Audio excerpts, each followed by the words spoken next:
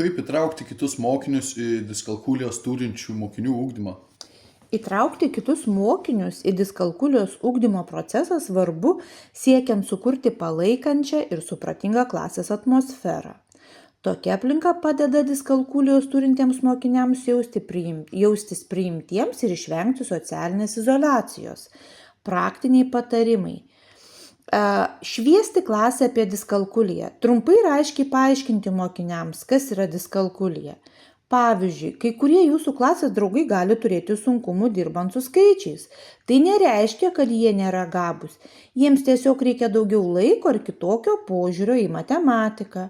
Skatinti empatiją.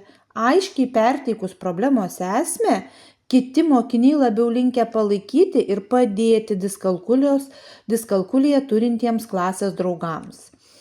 Bendra veikla. Organizuokite grupinės užduotis, kuriuose mokiniai bendradarbiautų, dalintųsi idėjomis ir mokytųsi padėti vieni kitiems.